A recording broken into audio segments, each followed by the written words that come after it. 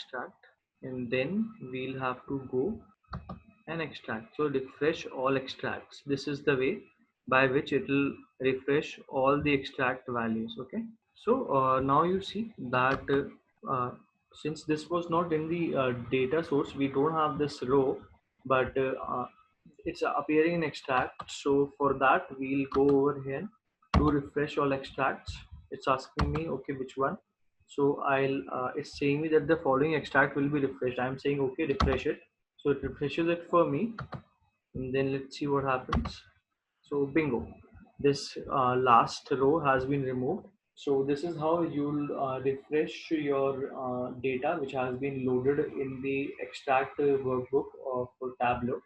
So in case it's a live connection, simply go over here and refresh. In case it's an extract connection, go in the data and use refreshed extract connection, and that would work for you. Just a second, we'll go over here, we'll go to data and we'll go to refresh all extracts. Okay, and then it gives you an option, and then you select that and you do a refresh. So I hope this live and extract connection is clear to you. So if it is, let's move to our next topic, which is the kind of data types which are available in Tableau. So basically there are 6 kinds of data types available in Tableau. I'll walk you through each of them. Let me go back to my Tableau workbook. Now let me change the data source. I was using analytics jobs and salaries.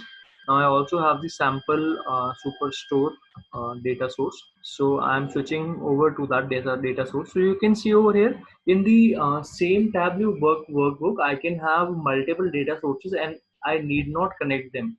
So I can keep them independently. I can keep them separately, and at the end when I'll be creating dashboards, I can fetch data from each of these data sources, and which are independent of each other, and then visualize them together. So this is one of the very good features of Tableau workbook, that you can have multiple data sources at the same time, and you need not establish relationship between them.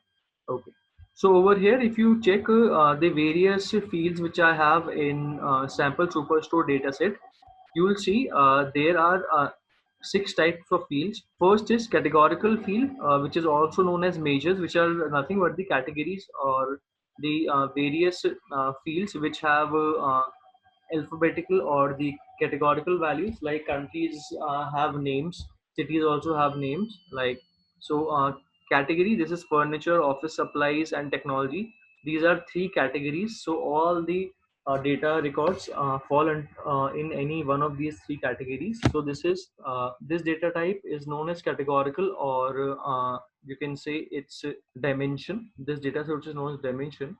And then we have a numerical data source, which is also known as a measure, which is nothing but the numbers which are there. Okay, the numerical values.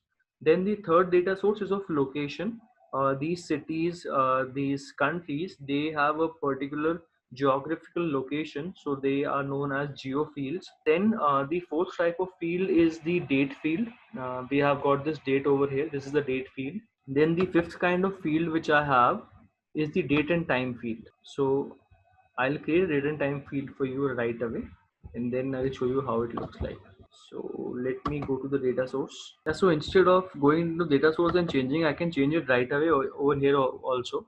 Since this is only a date field, it has got only date. If I find another date field and I would like to add supposedly in ship date field, I would like to have the time as well. So supposedly this field has been converted into date and time. So this is the fourth kind of field where both date and time are available. And then the fifth kind of field is a Boolean field, which we'll be seeing soon when we'll be implementing our dashboards. So to summarize, we have got 6 kinds of fields in Tableau. First is categorical, which is also called as the dimensional field, where we get the dimensions. Then is numerical, which is also known as measure, like this, which is a numerical field. Then comes the geographical field, which has a symbol like this globe. Then comes the date field, which gives us the date.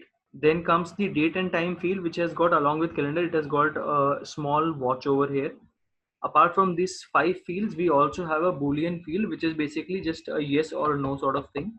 So I'll show you the symbol. If I convert it into Boolean field like this, the symbol, this is a Boolean field symbol. However, since this is a categorical field, so for boolean it will be giving null. So I'll convert it back to what it was. I'll just click over here and I'll say convert it to default. Since it was categorical, it has appeared. So I think you got a basic idea that what different six kind of data fields we have in Tableau. Using these data fields only, we perform all the manipulations in Tableau. Then apart from these data fields, now we'll see that how to view data in Tableau. So before even adding a data source into our workbook, we can have a look into the data source. So these are the three sheets which are available in our Excel workbook of sample superstore. Now, if I would like, before I have down already loaded orders and returns sheets into my data source. If I before loading the people, I would like to view what kind of data it has. Over here, I get an option to view the data. So it opens a pop-up window for me, so I can see that what kind of data values are there in this sheet. So before loading, I can check and see whether I would like to load this into my Tableau workbook or not. So this is how you can view a data source details before even loading it into your Tableau workbook. I hope it's clear. Next, we'll see the various methods for renaming, copying, and splitting a column. These are all a part of column formatting. So in our data source tab, these are the column names. Now, if I would like to perform various operations, if I would like to rename these column fields, if I would like to rename category to say cat, okay, I can do that. Okay, and if I would like to reset back it to its previous name, I can do that as well. Okay, so it has reset back to the previous one. Now, apart from this, if I would like to split my column, I can do that, but I'll have to specify a delimiter. So in the customer ID, you see that there is a CG and then there is a number, and the splitter is this hyphen sign. So this column I can split. Okay, I am saying that please split this column for me. So in split, it automatically decides that what by default can be the separator. Okay, so I'll do a custom split since it could not see that what can be the separator. Okay, and I'll do a hyphen sign over here, and I would say that okay, do it for me. Basically, when I did the split, this customer ID got splitted into two separate columns. One had these alphabets and one had these numbers. This has been moved to the last place, I guess. Yeah. So this is the customer ID. HR got split into two separate columns. One has got the alphas before hyphen sign. One has got the numbers after the hyphen sign. So in this way, you can even split a column. You can specify a particular separator. Now we'll see another example. Supposedly, let's try to split the column order ID. So I have got this order ID. I'll go over here, try to custom split it. Okay, using hyphen only, and I would like to split all of them. Now, since these are three, it can ask that what you like to split, only the first one or the last one or all of them. So let's split only the first one. We'll see that these alphabets and the numbers will be separate. Let's do the first one. Okay, and apply. Okay, so you see that the order ID, it has got split, and this is the since we had said only the first part, so only the first characters of this order ID have been removed, which is this. Now, if we'll try to split it using the hyphen, but if I would like to split them all, then it would create three separate columns for me corresponding to order ID. Let's move to the end and check.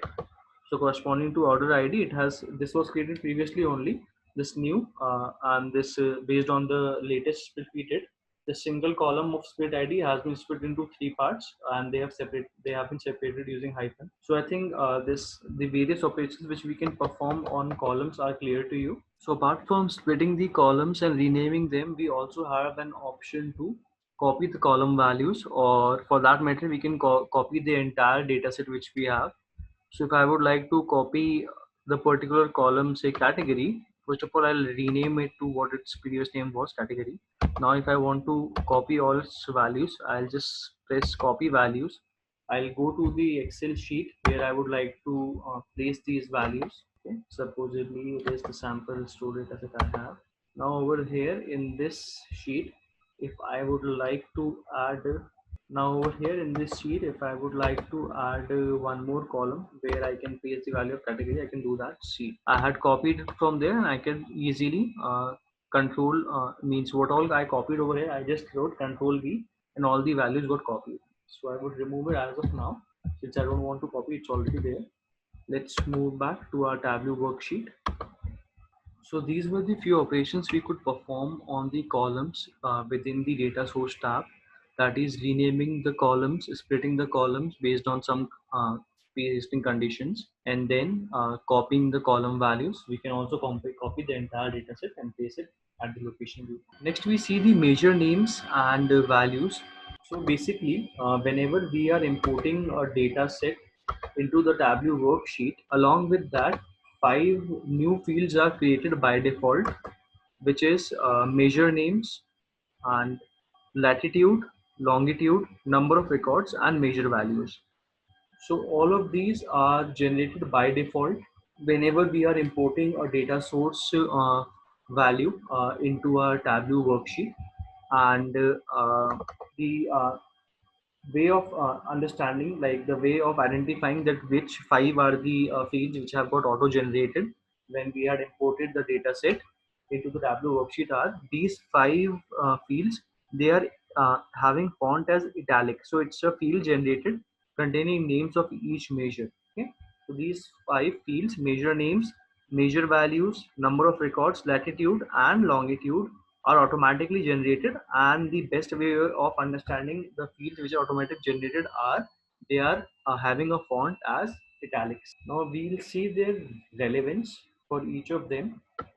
So this field number of records, it directly gives us the count. It directly gives us the count that in our entire data set these are the number of rows.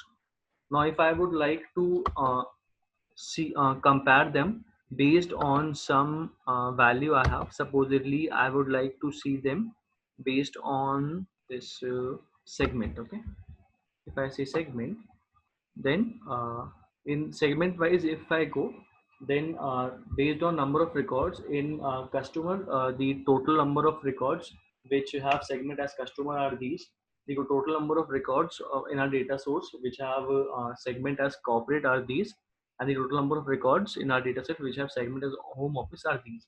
So this number of records, this automatically generated field helps us by automatically counting the number of records in the data source. And if we along with it, if we have to check it for a particular dimension, we can easily do that. So it helps us count the number of values, the number of records in each category or in each dimension. I hope it's clear.